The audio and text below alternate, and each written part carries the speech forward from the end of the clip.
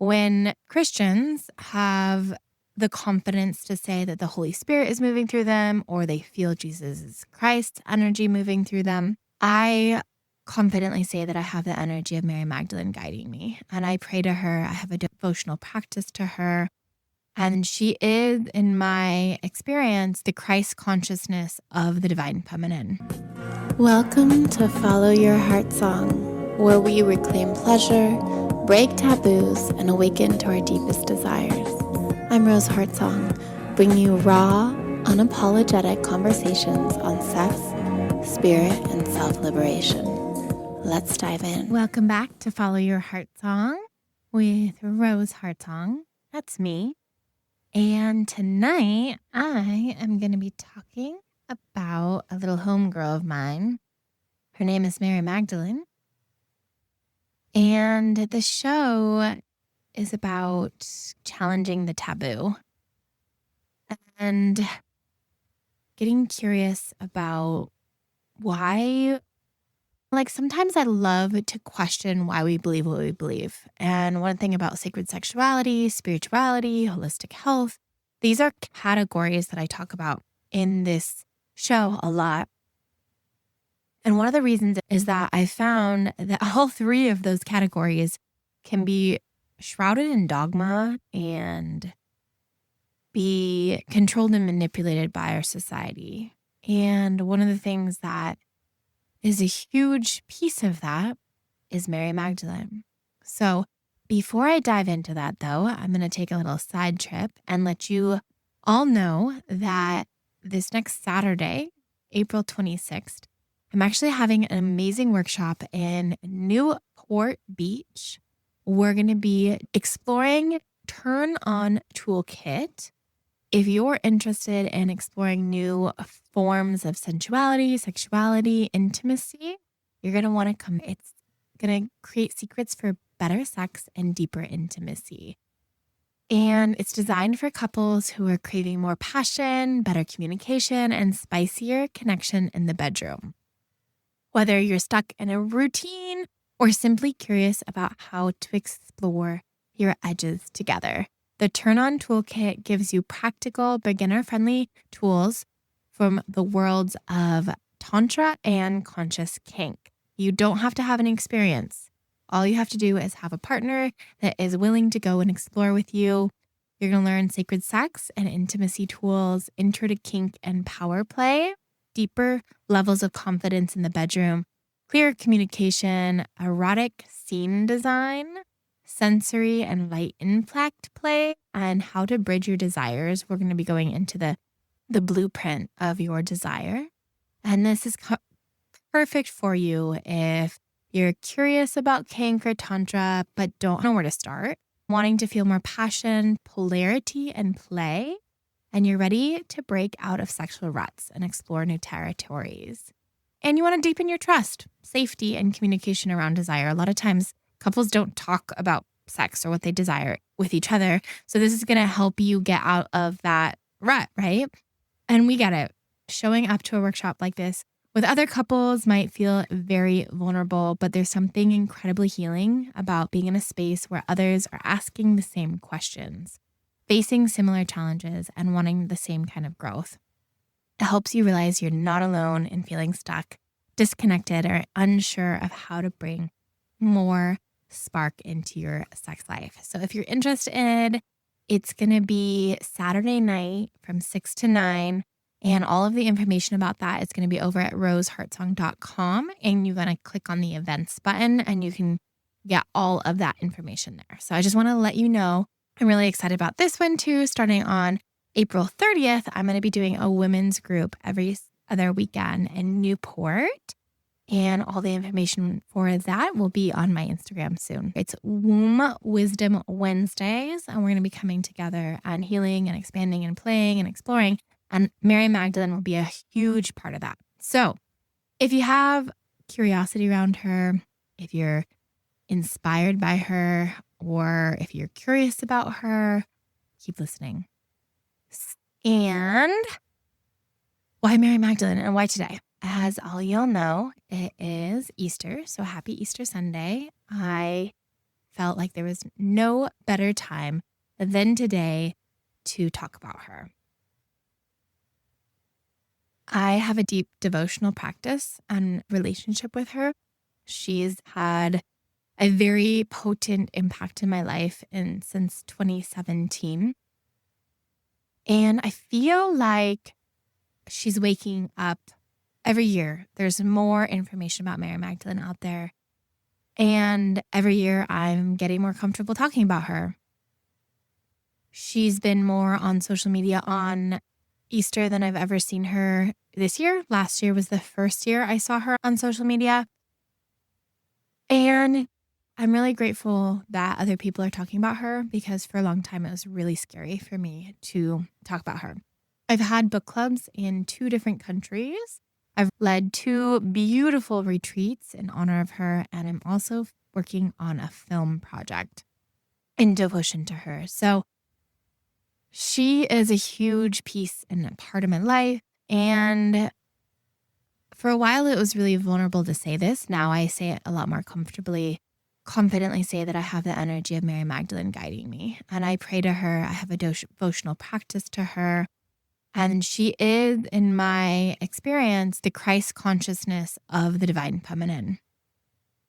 And you do you, boo. If you think I'm crazy and you don't want to hear it, then absolutely no issue with that. I'm not trying to preach a religion on you or say she's better than Jesus or being pro or for Christianity by any means. I honor Yeshua. That's his original name in Hebrew. And I think he is a beautiful man and a beautiful leader in the devotion to love. And that's really what he was about. He was really about reminding us to love each other and to love ourselves. And Mary Magdalene was a huge piece of what created him to be who he is, in my personal opinion. My invitation, if you listen to this and don't have a relationship with Mary Magdalene, my invitation is that you get curious and maybe learn, maybe pick up a book or read something about her. The facts about her, first off, what do we know socially the most about Mary Magdalene? Socially, for about 1,500 years, she has been considered a prostitute. And in all honesty, that's absolutely incorrect. She was not a prostitute. She was actually a priestess. And when I say priestess, there's the rabbi. So Jesus was a rabbi. In the Bible, it says he was a rabbi. And in the Jewish tradition and culture and religion, which I actually am Jewish as well, and lived in Israel for a while.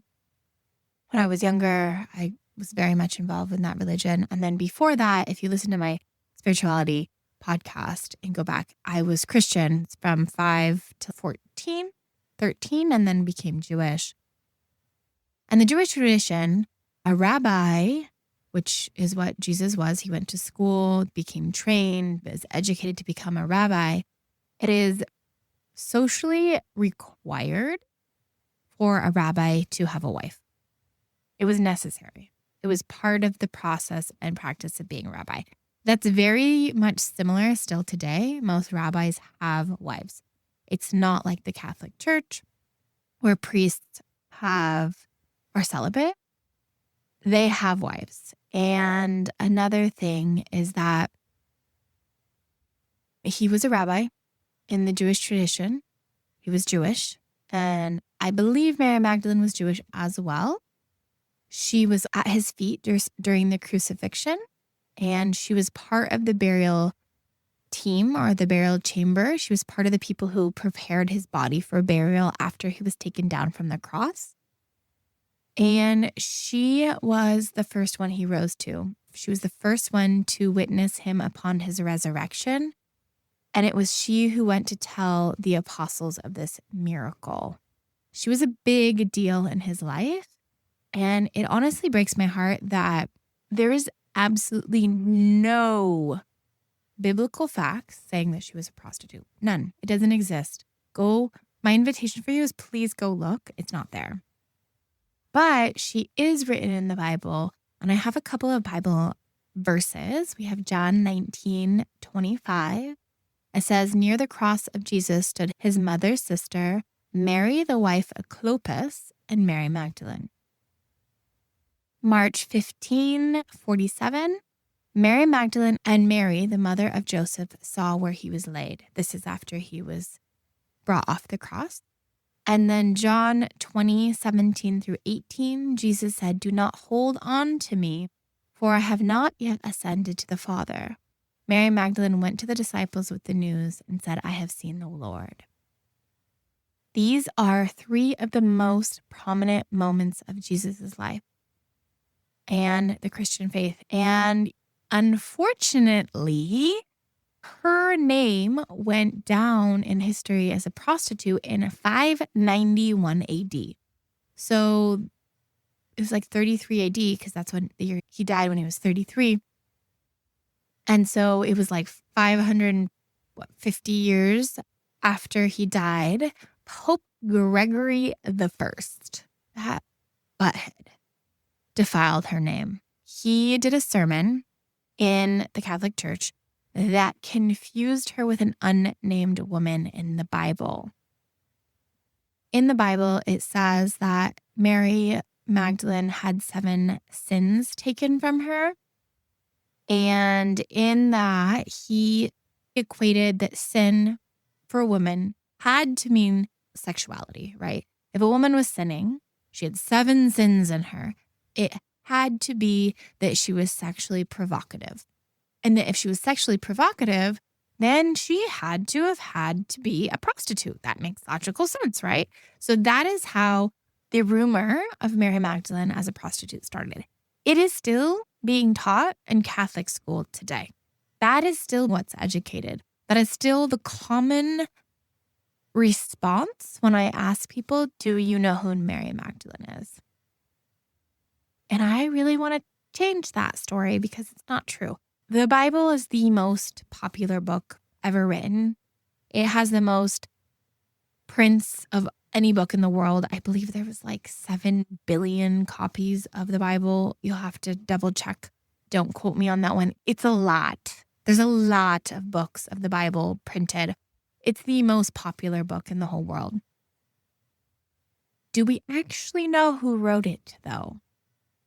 Because I feel like science has proven, or historians have proven, that we don't actually know who wrote it. But if you decide to have the Bible to be your truth, which I ain't hating on, the Bible has a lot of wisdom in it. If it's your truth, then the Bible specifically references her as being an important woman in his life. And if that's all you take away tonight, then great. That's all you take away. So take it or leave it. If you want the information, great, and it resonates with you, then amazing. And if it doesn't, I really don't care. Like, my intention and desire is for you just to see her from a different lens than a prostitute. She was as a powerful woman in the life of Jesus. Her name has survived the telling of the Christian story for 2 millennia. She was confirmed, as I said, in scripture to be at his feet during crucifixion. She was part of the burial party. Also, by the way, can we just talk about that for a second? The burial party, if you were part of the burial party, like if you're available to see the body now, you usually need to be family, right? You got to be close. And she prepared his body for burial. She cleaned his body and prepared it to get ready in the tomb with his mother. And I don't know about me, but if a rabbi needs to have a wife and gotta be family, things are kind of adding up in a very specific way. The word Christ comes from the Greek word Christos, meaning anointed one. And many people, including myself, believe it was Mary Magdalene who performed this sacred rite. She also was the one he rose to. Think about that for a minute. Why is her memory not that she was the first person to see him after he rose from the dead, but that she was a prostitute? Why is that? Because he rose to her and told her to go spread the good word. It's very interesting. Mary Magdalene. Magdalene comes from the Hebrew word Migdal, just like Jesus comes from Yeshua. And a lot of times it's not Mary, it's Miriam, is a lot of times the way it goes. And the word Migdal is the tower. I like to call it the watchtower of the flock. So watching out for everyone, making sure, taking care of. In the Gospel of Philip, Yeshua is described as kissing her often on the mouth and saying that he loved her more than any other women. The possibility of her being Yeshua's wife is historically sound. As I said, it was customary for rabbis to be married at the time. And this is the kicker. There has not been any text discovered that said he was not married. None. It doesn't exist. It doesn't say anywhere in the Bible that he was unwed. If a man who was a rabbi was not married at that time, that would be very radical. And there would be books and scriptures written about it. It would have been specifically communicated about. Jesus did some radical things. He was pretty radical for his time. He was going up against the taxpayers. He was going up against the leaders of the temple. He was definitely defying those who are in control. And he was challenging them because he saw that they were not coming from love, but from ego. And it's written about, but there is no writing that specifically says that he was unmarried. It doesn't exist. It's not in the Bible. In 1969, Pope Paul removed her label as prostitute. He recounted it. And then in 2016, 9 years ago, Pope Francis elevated her to the rank of saint and formalized her title, the Apostle to the Apostles. And he has declared her feast day, which is July 22nd. Why is this important? Why is this important to know? I believe personally that the redemption of Mary's role in Christianity is relevant because it elucidates the critical role of women in positions of spiritual leadership in service to a well-balanced society. If we decide as a society to reseat Mary Magdalene upon her rightful throne as the female Christ, it's a huge reclamation of the feminine aspect of the divine. Look around us. Everything is masculine and feminine. If God created us in his image, right, which is said, then why would he only have a son and not a daughter?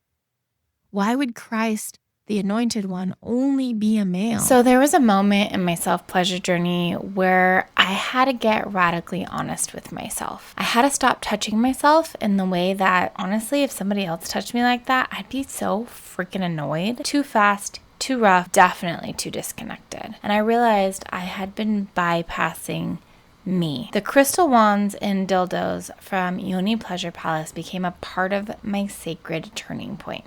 These tools invited me to slow down, to soften, and to make love to myself. Instead of just going through the motions, I got to de-armor the numbness, the pain, the tension in my vagina. And what I found underneath? Presence, pleasure, deep devotional connection to my own body. These aren't just toys. They're healing allies. And they're nothing like plastic. The energy, the weight, the intention, it's a completely different experience that awakens something ancient and sacred within me. And it can do this for you too. My orgasms are deeper. My body feels alive. And my relationship with my own pleasure, it's completely transformed. So if you're ready to reclaim your sensuality in the most beautiful embodied way, I invite you to explore them for yourself. Visit yonipleasurepalace.com and use the code ROSEHEARTSONG, ROSEHEARTSONG, at checkout for 10% off your first order. Your body is sacred. Your pleasure is your birthright. Treat yourself like the divine lover you are. Now let's get back to that episode. Why wouldn't they be in union together and do this magic that they did together? Because let's just be real, Jesus was performing magic. He was healing people, bringing them back from the dead, helping them see again, helping them heal again, curing them of all these illnesses that were supposedly incurable. And he had flocks of people coming to him. He was performing magic. And so was she. And I just think about that. If Jesus were to show up today and be on the news today, what would you think about him? Would you think he's crazy and Looney Tunes or magical or amazing? Or I think that even in our society today, we've forgotten the true message of him. We've forgotten that he really stood for love. And unfortunately, the majority, not all, by any means, and the majority of Christianity today is really rooted in judgment and fear. Jesus was not about that. He hung out with the prostitutes. He hung out with the naysayers, the people that weren't popular. He loved everyone. And that's what he was reminding us to do, to return to love. And so was Mary Magdalene. And this reclamation of the feminine aspect of the divine, or the feminine aspect of Christ consciousness, and this reclamation of the matriarch is really what our world needs. It does. It needs this feminine balance, the feminine compassion, the feminine love. And the feminist movement is really just women becoming men, toxic men, really. I don't believe in the feminist movement. I believe in the sacred return to the matriarch and to returning to love and to finding union and compassion and care with each other. As I've been on this project with this film project and doing these retreats and all this stuff, the question I keep asking myself is, what is love? What really is love? Because I think we've been told in our society, especially women, but also men, that, we have to behave a certain way, and that's what love is. Women are supposed to be codependent and listen to their husbands and be submissive and do as they're told and take care of the family and the household. And men are supposed to do what their parents say and become whatever their parents think they should become. And it's this whole programming of societal conditioning about what love is. And it's really important to ask yourself, is this the most loving thing right now to do? Is this the most compassionate way of showing up for myself and those around me? And sometimes boundaries and saying no is actually the most loving thing to do. And so what is love, and what is that return to love? And a lot of times love is the antidote to the ego. And that's what I stand for, is love being the antidote to the ego.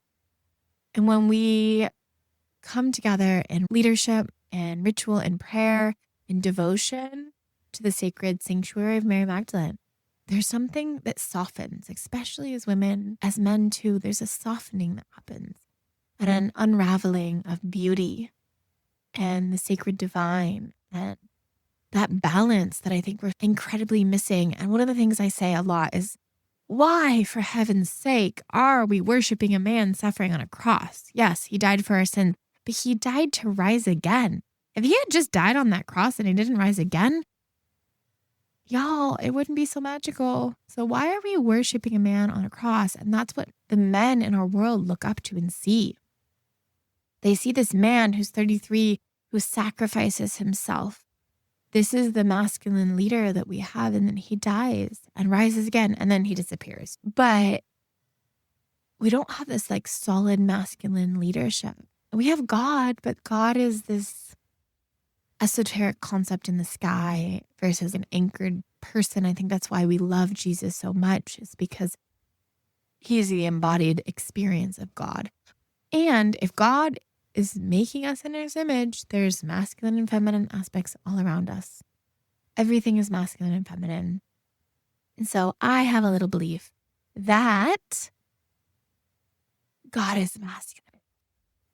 That's just my belief.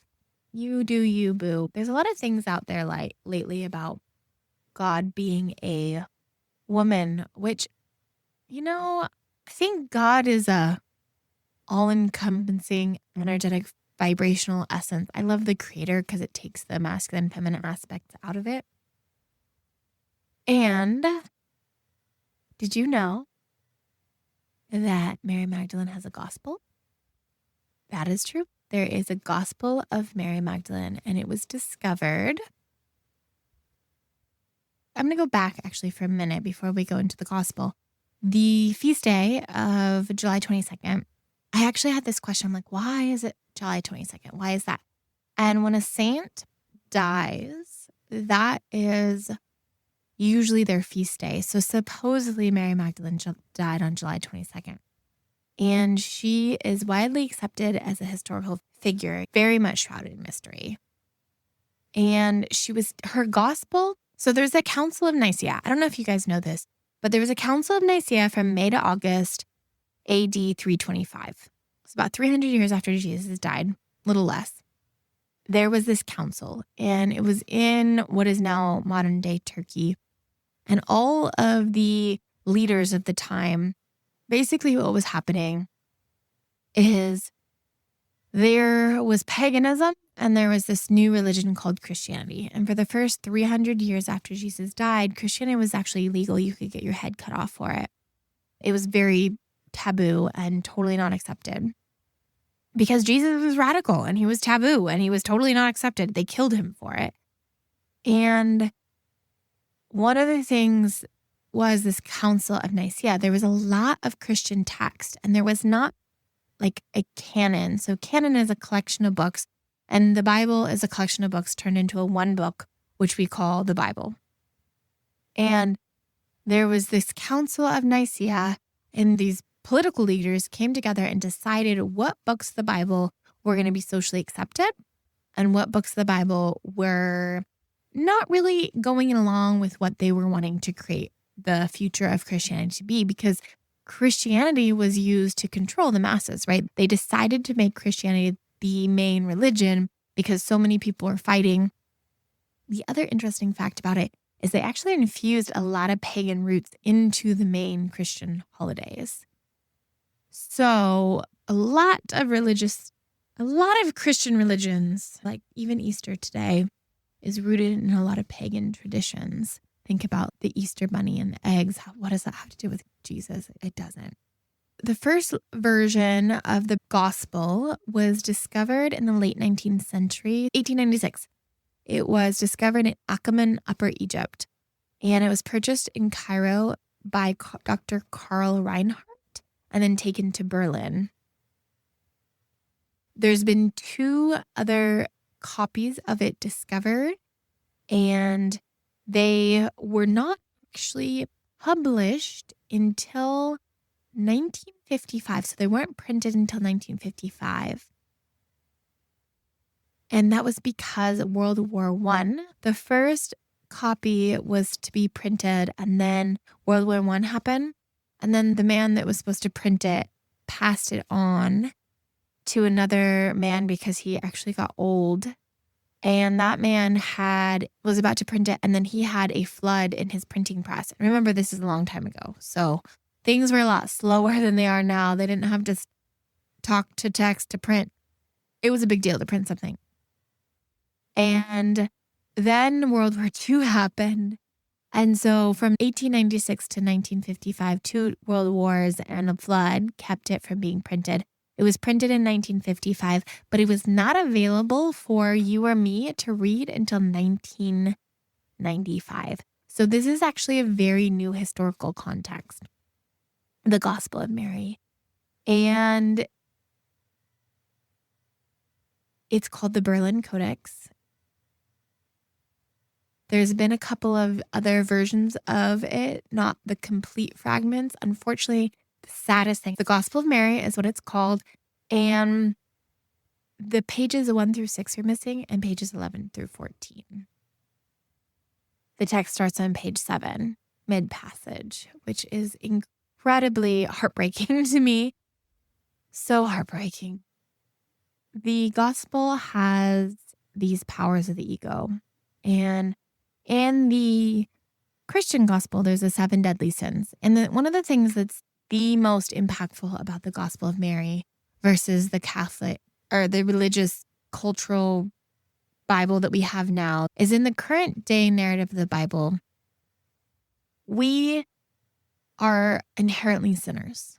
We're born sinners. And when we ask for Jesus Christ to be in our heart as our Lord and Savior, we are saved from all the sin that we have done in our lives. Somebody can be a serial killer and they can go and ask Jesus into their heart and they can go to heaven, which feels a little uneasy for me, in all honesty. In the Gospel of Mary, it's a different perspective. And it's Jesus' words and Jesus' teachings. And one of the things it says is that we are not innately sinners, that we choose sin when we do actions that are not in alignment with our true divine self or out of alignment with love. And these are in the gospel, it says the 7 powers of wrath.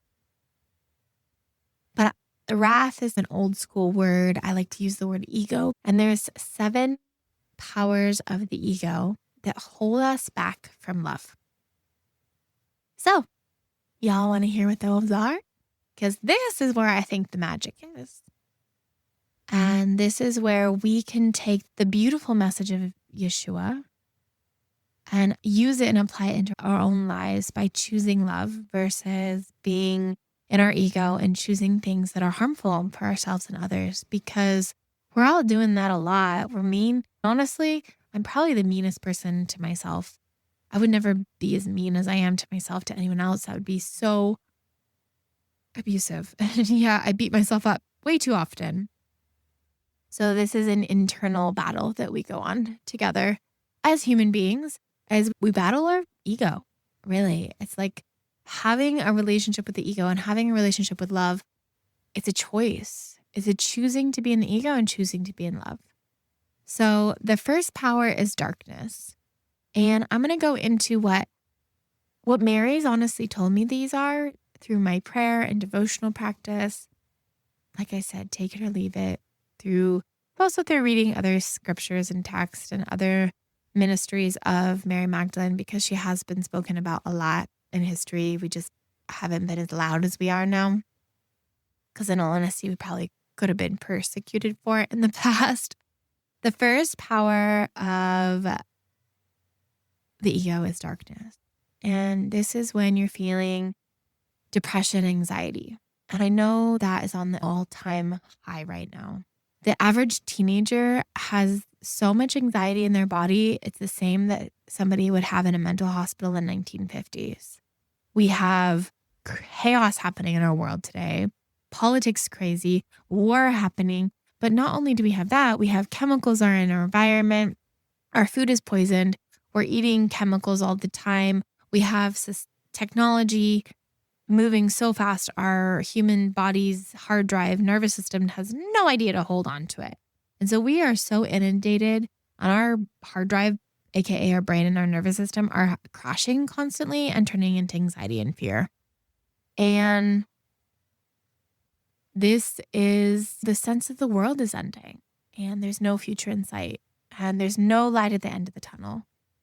And these emotions can make us feel powerless and trapped in our current circumstances. And do you ever feel like you're unable to make a difference in your life or around the life around you? Anxiety and depression are not just enemies to be battled. They are signals from your nervous system alerting you that there is a need for change and that it's a pattern. Anxiety is a pattern and depression is a pattern. It's a loop in our minds that we're completely staying attached to and going into, and we have to break that pattern.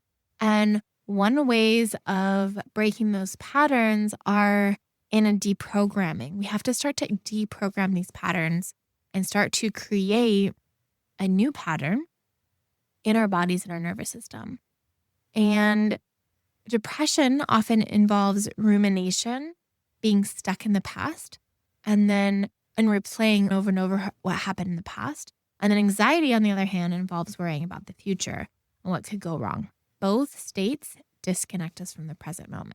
So having practices in your daily life that anchor you into the present moment is the best way to rewire that and return to love. When you're being anxious or you're being depressed, you're not being in love. You're not loving yourself. You're not loving those around you. You're being really selfish, honestly. When I am in my fear and my anxiety and my overwhelm and my depression, it's all about me and my survival.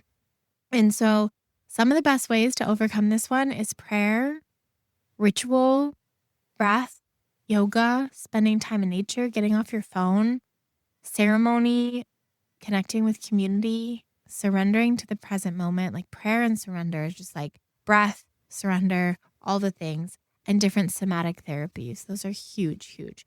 And learning how to embrace your emotions. Unfortunately, I have 6 more to go on, and I don't have a lot of time. So I'm going to have to speed up a little bit. The second one is craving or clinging. This is this need to have it your way, to become obsessed with the outcome, wanting it to be on your terms. And if you don't, you're going to be really unhappy. And that's materialism, like wanting the newest iPhone, wanting a new car, wanting the newest handbag, wanting this new, wanting that. And then it's also your status, wanting to have this degree or that degree, or comparing yourself to those around you, or perfectionism. It's a huge one. Perfectionism is the one that we all struggle with, I think, a lot. And this is the need to control everything and then feeling superior. Whether the perfect is better than, it's an inversion of this complete control. Unfortunately, that is exhausting. So the best way to be the antidote for that is self-love and acceptance, connecting deeply, being seen, heard, and witnessed, therapy, somatic therapy, feeling worthy enough, having practices for that, making a difference and having a sense of purpose. One of those ones is really in contribution. So how can you volunteer in your community? And then remembering to pray and having a connection to spirit and God and surrender and know that God knows best. I always love the one like you think you want a plan, you make plans, and then God laughs in your face. And really, it's again being present in the present moment, being in the gratitude of what you already have. Oh, another one is detoxification. That's a really good one. Or taking care of your physical body, breath work, fasting, earthing, organic food, taking care of your gut health, investing in your friendships. That's a really good one. The third power, ignorance. This has been one I've been working with because I haven't been paying attention to what's happening in the news as much as I could be, because it makes me feel fearful and overwhelmed. And it gives me that darkness energy. So I've been keeping back a little bit. But this one is not knowing what you don't know. And then the antidote for that one, there's social ignorance, environmental ignorance, and internal ignorance, like not listening to your own intuition and your own internal body telling you what to do. The antidotes for that is to wake up to the world around you, pay attention to what's happening, recognize your own power, the empowerment of self, and then taking full responsibility for your reality, which is really hard. And we can go into these more because I only have about 3 minutes. Then there's craving for death. This one is becoming an alcoholic, smoking cigarettes, eating too much, going to war, having toxic patterns that could hurt you, driving too fast or speeding or doing things that are on the edge that could potentially kill you, that could endanger your health. And that is honoring death, having a good relationship with death, having an initiation with the experience of it, and really learning that death is the only certainty we know as human beings, and we're all going to do it. So having a devotional practice. And then there's the realm of the flesh, forgetting that we have a divine self and only being in our bodies. This is working a 9 to 5 that you hate and then partying all weekend and getting drunk and disconnected sex and being numb and disassociated from your own body. And forgetting that you have a spiritual essence and forgetting that you have a spirit. So really going into ritual and meditation, sacred sexuality, prayer, fasting, gratitude practices, tantra, conscious kink practices. Coming to my workshop on Saturday, the 26th, go to roseheartsong.com to get your ticket.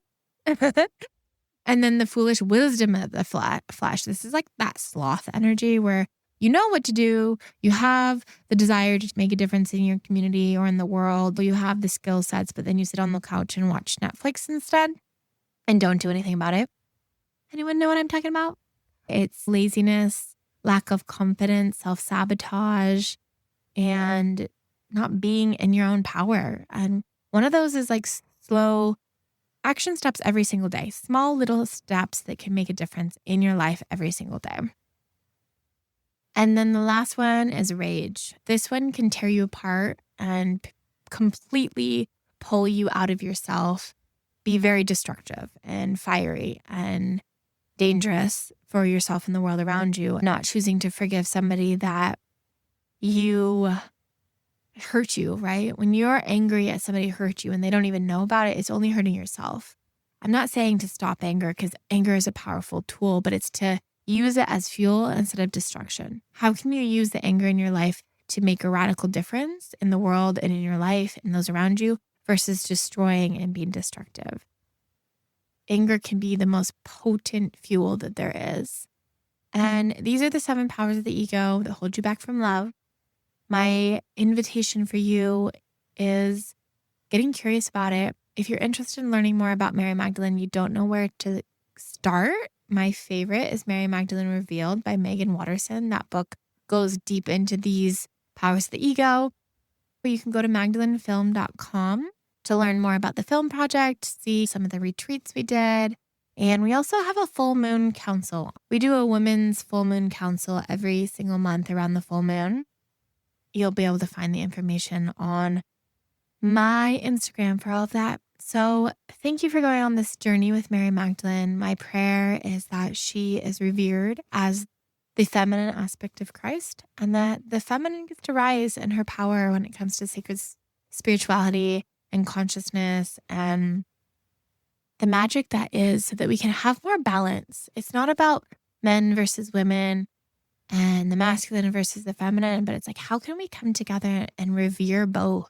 How can we have that deep devotional relationship with both in a way that's empowering for both men and women, and that we get in long and we love each other and we cherish each other and support each other and take care of each other. I hope to see you at the retreat I'm doing on the 26th. If you want to learn more, go to roseheartsong.com. That's roseheartsong.com and click on events.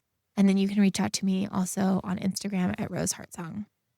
It's been an absolute pleasure, as normal, having you here tonight every single Sunday night from 9 o'clock to 10 o'clock on KXFM, Laguna's Community Radio. This is Rose Heartsong, and follow your heart song. I'm so grateful to have you here. Thank you so much for listening in, and we'll get to see you next week. Have a good night. You felt that, didn't you? Let it sink in, take what you need, leave the rest, and always trust yourself. If this spoke to you, please follow, like, and share. It helps the message reach those who need it. Stay wild, stay free, and keep following your heart song.